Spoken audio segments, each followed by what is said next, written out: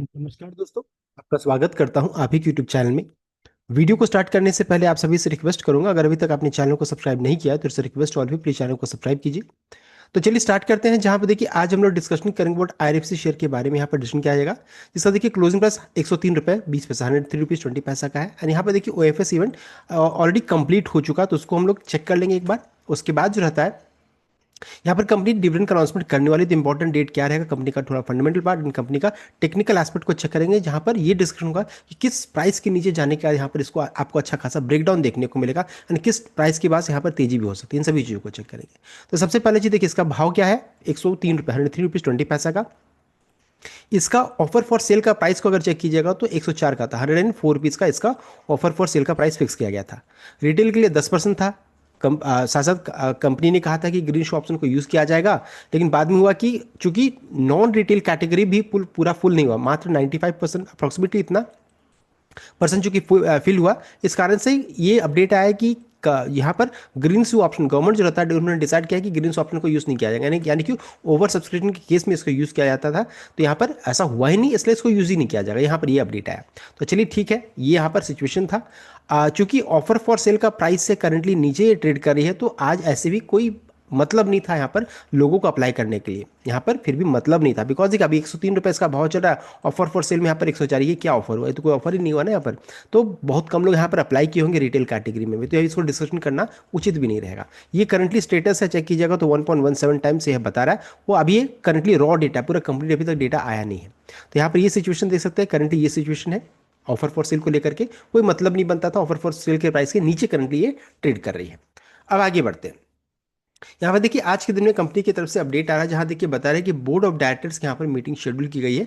9 मार्च 2026 को board of directors की meeting schedule की गई। यहाँ पर कंपनी देखिए अपना देखिए सेकंड इंटरिम डिविडेंड का कंपनी अनाउंसमेंट कर सकती है, देख सकते हैं। तो बताया जा रहा है कि ये सेकंड इंटरिम डिविडेंड का अनाउंसमेंट कर सकती है। साथ साथ कंपनी ने देखिए रिकॉर्ड डेट का भी अनाउंसमेंट कर दिया। रिकॉर्ड डेट देखिए बताया जा रहा है 13 मार्च 2026 इस डिविडेंड का रिकॉर्ड डेट फिक्स किया गया है। तो ये हो गया इसका डिविडेंड कब अनाउंसमेंट होगा, ये इसका रिकॉर्डेड 13 मार्च 2026, यानी कि जो भी 12 मार्च तक 12 मार्च तक की शेयर को खरीद करके रिकॉर्डेड 13 मार्च तक रखेंगे, वही इस डिविडेंड के लिए एलिजिबल रहेंगे। तो ये हो गया इंपॉर्टेंट डेट्स कंपनी यहाँ पर डिविडेंड अनाउंसमेंट करने वाली है। अब देखिए ये भी जानना जरूरी है कि कंपनी कितना डिविडेंड लॉन्च कर सकती है। तो देखिए डिविडेंड का अमाउंट बहुत ज़्यादा नहीं रहता है। अगर अक्टूबर में चेक कीजिएगा तो 1 रुपीज़ 5 पैसा का, मार्च में चेक कीजिएगा तो 80 पैसा का, देख सकते हैं। यानी कि रेंज क्या हो सकता है, देख सकते हैं लगभग 70 पैसा से लेकर के कंपनी 1 रुपये तक यहाँ पर डिविडेंड अनाउंस कर सकती है। 70 पैसा से लेकर के 1 रुपये तक, यानी यही रेंज यहाँ पर रह सकता है। इससे ज़्यादा कंपनी अनाउंस अगर कर देगी तो बहुत अच्छी बात है, अगर नहीं किया तब तो इसी रेंज में ना, तो क्योंकि सॉर्ट ऑफ है।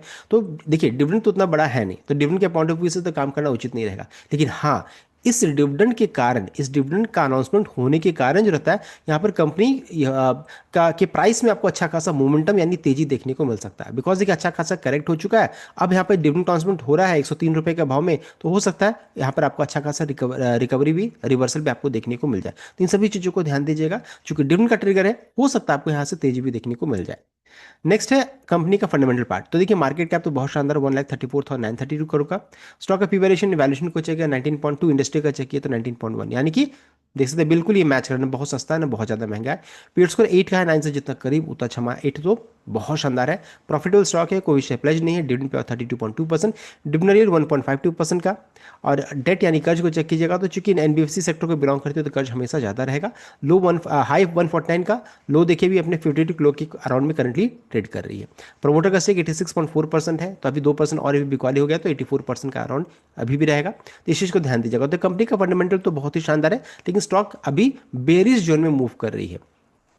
दोनों मूविंग एवरेज के काफी नीचे नीचे है। अभी हम लोग ये जो चार्ट जो देख रहे हैं ये आपका वीकली चार्ट है, एंड वीकली चार्ट में चेक कीजिएगा तो सपोर्ट इसके लिए 96 से 97 के रेंज में निकल के, ये रेड कलर की लाइन है, ये टूटेगा तो फिर अच्छा खासा ब्रेकडाउन देखने को मिलेगा, तब अच्छी खासी और बिकवाली होगी। आप बहुत ज़्यादा चांसेस आपको 100 रुपीज़ के अंदर, 100 रुपीज़ मान लीजिए गिरावट होगी तो ये एक साइकोलॉजिकल सपोर्ट का भी काम करेगा। तो सबसे इंपॉर्टेंट लेवल क्या रहेगा आईआरएफसी के लिए, वो है 96 97 के रेंज में निकल कर आ रही है, आसानी से टूटना नीचे। अगर ये टूटेगा तो फिर बहुत दिक्कत की बात हो जाएगी, जो कि टूटना नीचे, बिकॉज देखिए ये आपका 200 मूविंग एवरेज है, that to long term chart में है, देख सकते हैं।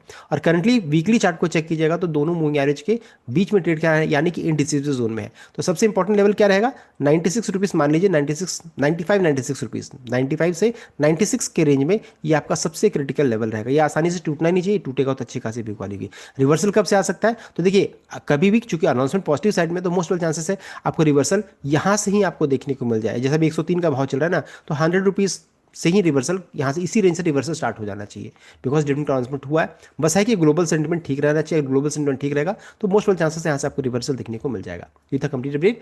आई होप आपको लाइक शेयर किया, चैनल को सब्सक्राइब कीजिएगा। Thank you.